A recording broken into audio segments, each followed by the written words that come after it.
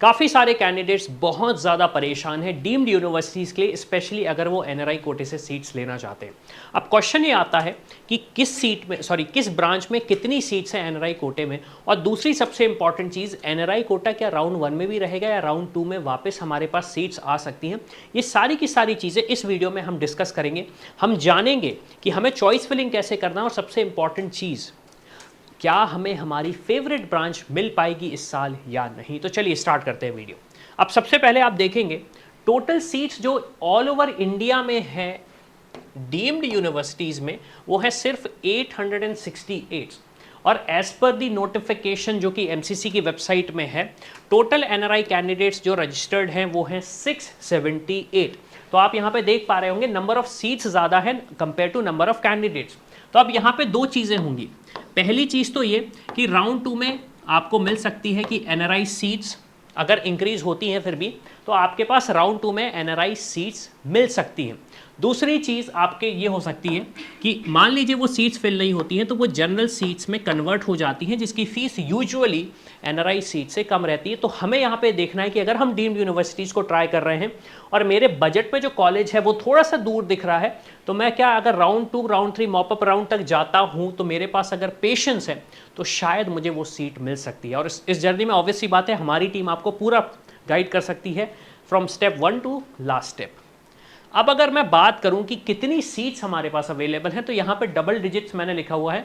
जिन colleges में double, obviously बात है ट्रिपल डिजिट्स भी है, ट्रिपल डिजिट सीट है, जैसे कि आप देखेंगे जनरल मेडिसिन 191, 164 आपकी रेडियो में है, फिर गायनोकोलॉजी में 113 है, 97 आपकी पीडियाट्रिक्स में है, डर्मा में सिर्फ 96 सीट्स हैं डीम्ड यूनिवर्सिटीज़ में। अब हमें ये भी जानना पड़ेगा कि ये 96 सीट्स किन कॉलेजेस में है, तो इसके लिए आप चैनल को सब्सक्राइब करो, मैं एक सेपरेट वीडियो बनाने वाला हूं।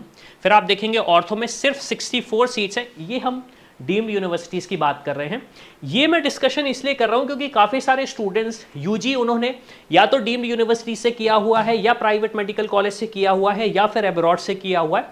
तो हमारे पास डीम्ड यूनिवर्सिटीज़ में एक अच्छा ऑप्शन मिल जाता है, एक तरीके से मैं बोलूँ कि काफ़ी ईजी टू क्रैक ऑप्शन मिल जाता है डीम्ड यूनिवर्सिटीज़ का। हाँ, वो बात अलग है कि यहाँ पे पैसे ज़्यादा लगते हैं, लेकिन फिर भी आप देख सकते हैं कि क्या सिचुएशन। जनरल मेडिसिन 60 सीट्स यहाँ पे अवेलेबल हैं।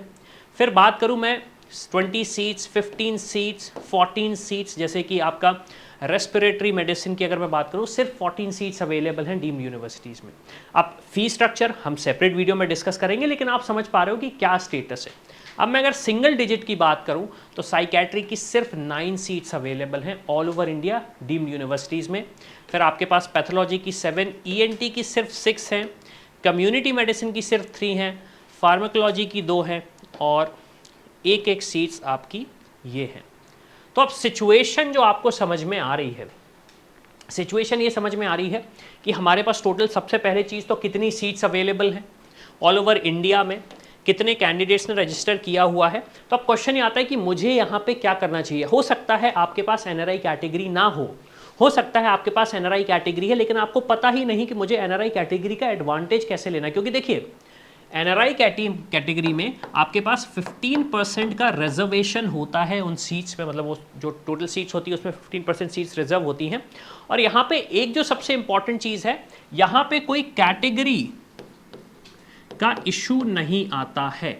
जो मेजरली स्टूडेंट्स को लगता है कि हमारी कैटेगरी पे क्या हमें सीट मिल पाएगी या नहीं मिल पाएगी, या कोटे पे, तो एनआरआई कोटे के स्टूडेंट्स को एक सिंगल कोटे में डिफाइन किया जाता है, तो उसका एडवांटेज स्टूडेंट्स को मिल जाता है। दूसरी सबसे इंपॉर्टेंट चीज़, यहाँ पे डॉक्यूमेंटेशन देखा जाता है कि आपके पास क्या वैलिड डॉक्यूमेंट्स हैं एनआरआई कैटेगरी के या नहीं। ऐसा तो नहीं कि आप कोई फेक डॉक्यूमेंट्स लगा रहे हैं। अब क्वेश्चन ये आता है कि मैं क्या कर सकता हूँ यहाँ पे। देखिए, अब आपको अगर कोई भी प्रोसेस नहीं पता है, समझ में नहीं आ रहा चॉइस फिलिंग कैसे करना है, डीम्ड यूनिवर्सिटीज़ हैं या ऑल इंडिया है, प्राइवेट कॉलेज हैं या फिर आपकी स्टेट के कॉलेजेस हैं, इसमें आपको हमारी टीम गाइड कर सकती है from day 1 step by step. तो इसके आप हमारी टीम को कांटेक्ट कर सकते हैं, समझ सकते हैं कि आपको आपकी रैंक पे, आपके वैलिड डॉक्यूमेंट्स के बेसिस पे, या फिर आपकी वैलिड रैंक पे क्या बेस्ट से बेस्ट ऑप्शन दिलाया जा सकता है इंडिया में या फिर अब्रॉड। तो इसके लिए आप हमारी टीम से कांटेक्ट करें, नीचे डिस्क्रिप्शन में आपको डिटेल्स मिल जाएंगे। तो इसी के साथ मैं हूं अविनाश, मेरा काम है रास्ता दिखाना, उस पर चल के डॉक्टर बनना आपका। I hope you like this video. For more such videos, keep watching our channel and do not forget to like, share and subscribe.